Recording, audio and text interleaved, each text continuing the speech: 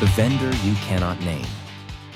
A Lens 4 analysis on the common point of failure problem and why no evidence of unauthorized access to our network has become the most dangerous sentence in cybersecurity disclosure because it points at the network and leaves the data, the contract, and the customer out of the picture. I look at the intersection of business, technology, and messaging through three lenses. The first watches how organizations actually run. The second tracks what is reshaping the market. The third examines the language, how words shape budgets, decisions, and what the industry believes about itself. This week, all three lenses turn toward the same blind spot. The week at a glance. Two banks disclosed an incident at the same third-party vendor in April 2026. 6 lawsuits were filed in 2 weeks against the banks, not the vendor. 0 names of the vendor in either bank's public statement. And 72 hours on the federal incident reporting clock, starting at suspicion, not confirmation. Lens 1. Programs and business. What is a security program accountable for when the breach happens at someone else's network? The named brand carries the disclosure burden, the lawsuits, and the regulatory exposure, even when the failure happens somewhere it cannot reach. In April 2026, Citizens Financial Group disclosed a data incident involving data extracted from a third-party vendor. Frost Bank, served by what cybersecurity researchers concluded was the same vendor, disclosed its own incident the next day. Within 2 weeks, 6 class actions had been filed against the banks. The vendor is not a defendant. I call this the common point of failure, a single specialized service provider whose compromise propagates across an industry, vertical, or function. A parallel case at Adobe, alleging compromise through a third-party business process outsourcing firm, surfaced in early April. As of the coverage reviewed for this analysis, no public confirmation or denial from Adobe had surfaced. The named brand carries the disclosure. The vendor carries none of the public scrutiny. Verizon's analysis of its 2025 data breach investigations report, drawing on more than 22,000 incidents contributed by law enforcement, forensic firms, and insurers, found the share of breaches involving a third party doubled year over year, from 15% to 30%. Read it as Verizon's analysis, not a settled industry fact. The directional signal aligns with what the breach disclosures themselves are showing. The line between our network and their network has stopped being a meaningful boundary for the customer or the regulator. Lens 2. Innovation and market. What does the regulatory clock do to a vendor ecosystem nobody fully maps? The federal incident reporting rule starts its 72-hour clock at reasonable belief, not at confirmation. The Cyber Incident Reporting for Critical Infrastructure Act is targeting May 2026 finalization, though a federal appropriations lapse has made a further extension likely. Read this carefully. The clock starts when the entity reasonably believes a covered incident has occurred. If a Security Operations Center analyst flags a high-severity alert on Monday, the clock likely starts Monday, not Wednesday, when the legal team confirms. If the suspected source is a vendor whose forensic posture the entity does not control, the clock keeps running while the vendor's investigation moves on its own timeline. Who is actually shaping what gets bought? The pressure is not coming primarily from the threat. It is coming from the regulator and the insurer. The regulator. On October 21, 2025, the New York State Department of Financial Services issued an industry letter to covered financial institutions on managing third-party service provider risk under 23 NYCRR Part 500. The agency stated it has and will continue to consider the absence of appropriate third-party service provider risk management practices by covered entities in its examinations, investigations, and enforcement actions. The insurer. Woodruff Sawyer's annual Cyber Looking Ahead Guide notes carriers in 2025 expected significant underwriting scrutiny on third-party risk management controls, looking for strong contractual language, cybersecurity certifications from vendors, and requirements for vendors to purchase cyber or technology errors and omissions insurance. Covered entities have every reason to invest in what produces a defensible audit, a clean insurance renewal, and an enforcement-ready posture. Those are not bad things to invest in. They also do not necessarily reduce blast radius. The customer whose data left through the unnamed vendor does not get a copy of that documentation and is not the party the documentation is designed to protect. Lens 3. Messaging and language. What is the language of these disclosures actually doing? It points at the network and leaves the data, the contract, and the customer out of the picture. Read the citizen statement carefully. There is no evidence of unauthorized access to the citizen's network, and our operations continue as normal. Read the Frost statement. At this time, there is no evidence of unauthorized access to the Frost network. Both are precisely engineered.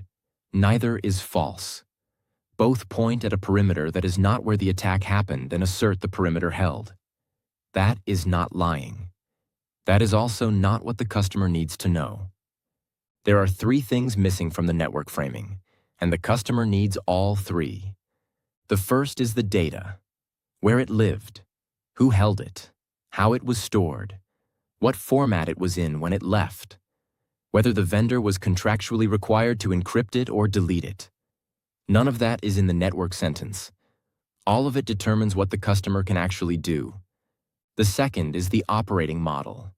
Even if the bank's network was never compromised, the bank's operating model included giving a vendor enough access that the vendor's compromise produced customer harm. The network framing treats the vendor relationship as a perimeter question rather than as an operating model question. The third is the chain of accountability. The contractual relationship between the named brand and the unnamed vendor, the access granted, the controls required, the breach notification clauses, the indemnification structure, is hidden by the network framing.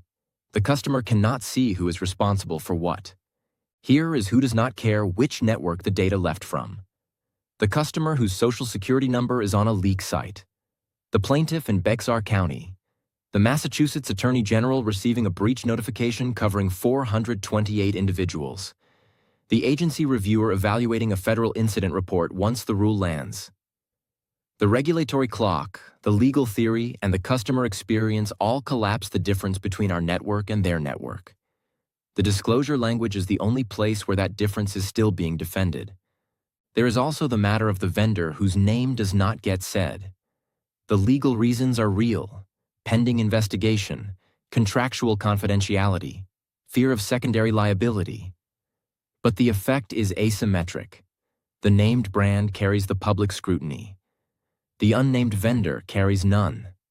The market signal that should travel, this vendor failed, does not travel. The most likely path to change. Discovery in the class actions.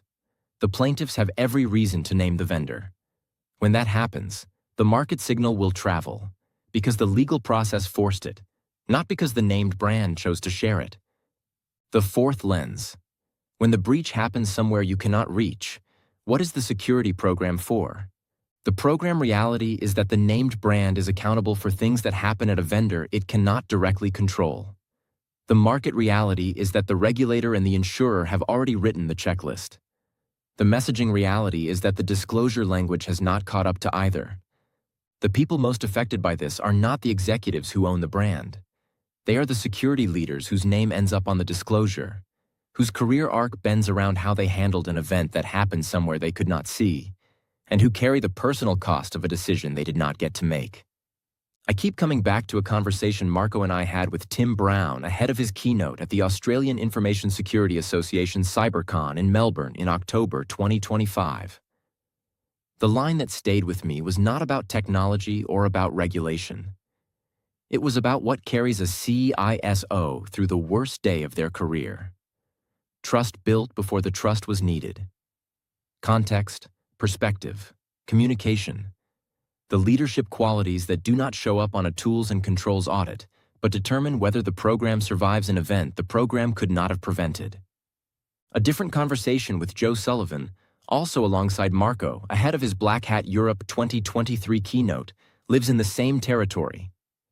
Joe's framing, keeping the CISO role safe and successful, making it possible for security leaders to keep doing the work without being broken by the cost of doing it, is exactly the human question hiding behind the regulatory clock. Joe returned the next year as the opening keynote at the Australian Cyber Conference, and the analogy he used has stuck with me. Build your cyber team the way a fire department is built. One team on the go, one on standby, one resting. That is operational resilience. It is also a model the regulatory clock and the disclosure language both fail to account for. The vendor whose name you do not know is the vendor whose risk you cannot manage. The fix is not in the disclosure language. It is in the operating model the disclosure language is currently helping to obscure. If no evidence of unauthorized access to our network is the most dangerous sentence in cybersecurity disclosure, the most important question is the one the sentence is engineered to keep off the table. Where did the data actually go? Who actually controlled it? And what does the program owe the customer that the contract did not? That question does not have a clean answer yet. The next 12 to 18 months, through the first federal incident reporting enforcement action, through the first court-ordered discovery that names a common point of failure vendor, through whatever the next shared vendor breach turns out to be, we'll start writing one. This edition of Lens 4 and the voice reading it represent the results of an interactive collaboration between human cognition and artificial intelligence. Catch the audio edition of every Lens 4 article right here on the Redefining Cybersecurity podcast and on the Future of Cybersecurity newsletter on LinkedIn. Thanks for listening. Explore more at seanmartin.com.